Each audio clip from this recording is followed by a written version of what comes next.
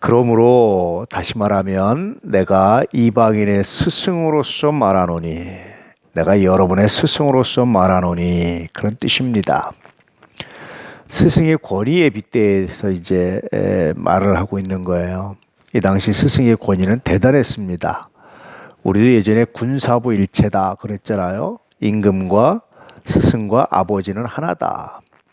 그러니까 임금을 대할 때 아버지처럼, 스승을 대할 때도 아버지처럼, 반대로 아버지를 대할 때는 임금처럼, 스승처럼, 뭐 이런 말이기도 하고요.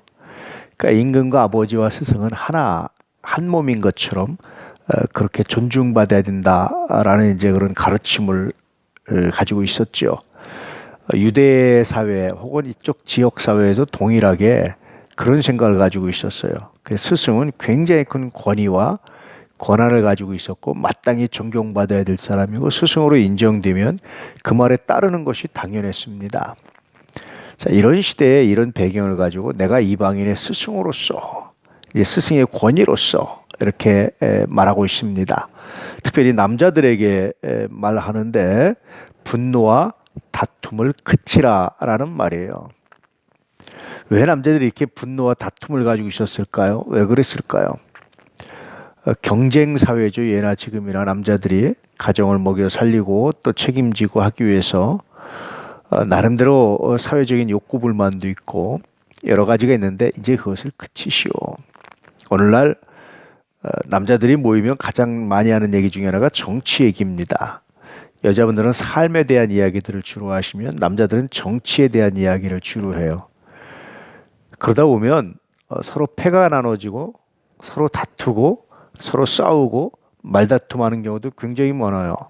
정치 얘기하다가 얼마 전에 제가 들은 얘기인데 친구들이 서로 싸워서 친구 관계가 깨진 것도 있어요.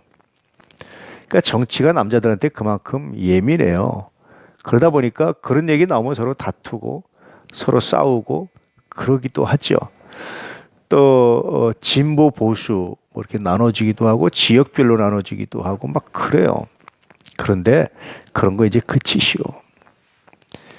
서로 의견을 주고받을 수 있어요. 서로 이야기할 수 있어요. 뭐 심정적으로 또 이쪽이 더 마음이 갈 수 있어요. 그런데 어느 것 하나가 절대선은 없습니다. 정치는. 어느 것 하나가 절대적으로 옳은 건 없어요. 늘 생각하면서 하나님의 뜻을 생각해 봐요.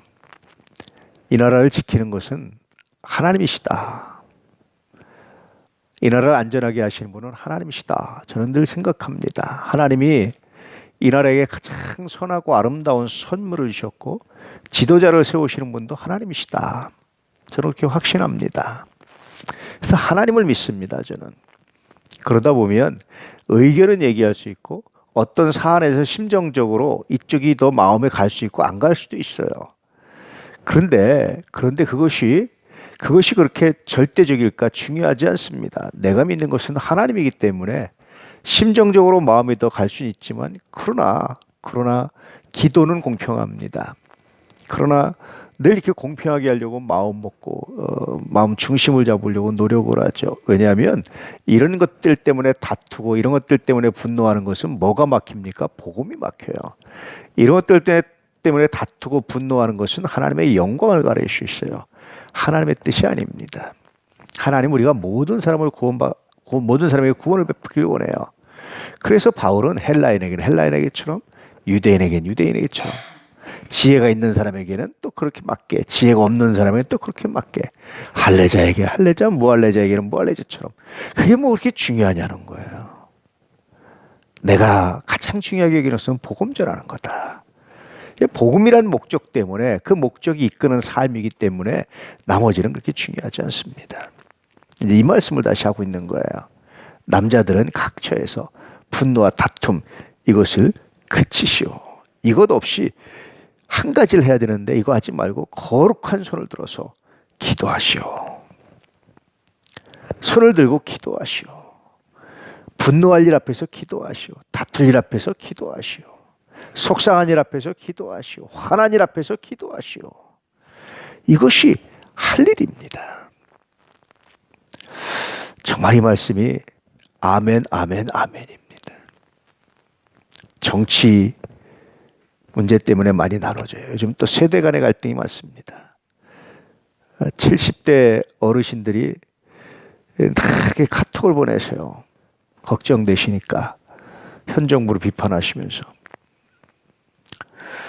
마음이 이해가 되기도 하죠. 뭐 어르신들 입장에서는 그렇게 볼 수 있어요. 그런데 그때 하나 아쉬운 것은 기도하시지. 기도가 더 귀하지 않을까? 사람끼리 염려하고 걱정하는 것도 물론 의미가 있겠지만 그러나 그보다 기도가 더 의미가 있지 않을까? 그런 생각입니다. 시대마다 대통령들이 잘 하셔야 돼요. 내 마음에 안 들고는 두 번째예요. 잘 하셔야 돼요. 그래야 국민들이 평안합니다. 나라가 평안하고 고요하고 단정한 중에 신앙생활할 수 있어요. 그래서 높은 자들, 임금들을 위해서 간구와 기도와 도구 그리고 감사하라고 말씀하고 있잖아요. 기도하셔야 됩니다. 할렐루야. 우리 이제 목장도 남성 목장들은 기도 특히 많이 하셔야 돼요. 기도 없이는 안 됩니다. 서로 기도해야지 서로 정치적인 문제나 다른 문제를 가지고 있으면 나누고 싸우고 다퉈서 안 됩니다. 어떤 다른 것이 아니라 기도하셔야 돼요. 기도할 때 비로소 그 안에서 아름다운 역사가, 아름다운 열매가, 아름다운 은혜가, 아름다운 능력이 나타날 수 있다라고 말씀해주고 있죠. 오늘 하루 기도하는 귀한 날이 되시길 바랍니다. 오늘은 나의 기도의 날입니다. 날마다 이렇게 고백하면서 기도로 시작하고 기도로 마무리하신 은혜가 있기를 축복합니다. 늘 말씀드렸지만 생각나는 사람이 있으면 무조건 기도 먼저 하세요. 머릿속에 떠오르면 일단 기도 먼저 하세요. 기도하실 때 축복을 먼저 하세요. 하나님, 내가 주의 이름으로 축복합니다. 축복을 먼저 하세요. 그러고 나서 기도하시면 놀라운 은혜가 있습니다. 어떤 지역을 지나갈 때 그 집이 생각나면 기도하세요. 놀라운 은혜가 있습니다. 누군가 생각나면 기도하세요. 하나님의 역사가 있습니다. 할렐루야. 기도하심으로 오늘도 복되고 아름다운 날 되시기를 주의 이름으로 축복합니다. 할렐루야.